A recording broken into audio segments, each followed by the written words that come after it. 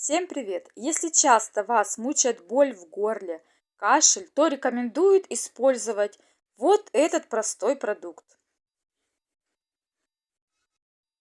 Это уникальное средство известно своими полезными лечебными свойствами. Оно содержит более 35 компонентов активных веществ, которые снимают воспаление, устраняют почти всех паразитов и является общеукрепляющим действием. Для того, чтобы кашель отступил, смажьте массирующими движениями область спины, грудь и стопы. Обязательно на ноги оденьте носки.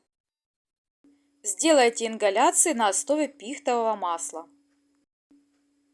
Для этого в кастрюлю вскипятите воду около 500-700 мл и добавьте 3-4 капли пихтового масла. Подышите над этими парами, при этом укрыв себя полотенцем. Но будьте осторожны и бдительны, чтобы не обжечься. Делайте такую процедуру хотя бы вечером перед сном, и кашель обязательно пройдет. Пихтовое масло хорошо снимает сильный кашель. Для этого 3-5 капель капните на кончик языка. Процедура выполняется утром и вечером. Внимание! Пихтовое масло подходит не всем. Есть вероятность на наличие аллергии. Будьте бдительны и осторожны. Самолечением не занимайтесь. Проконсультируйтесь, пожалуйста, с вашим лечащим врачом.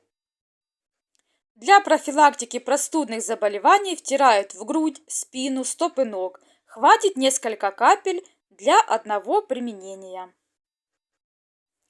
Крепкого здоровья, подписывайтесь, нажимайте на колокольчик, пишите свои комментарии, ставьте лайки. Всем мира и добра.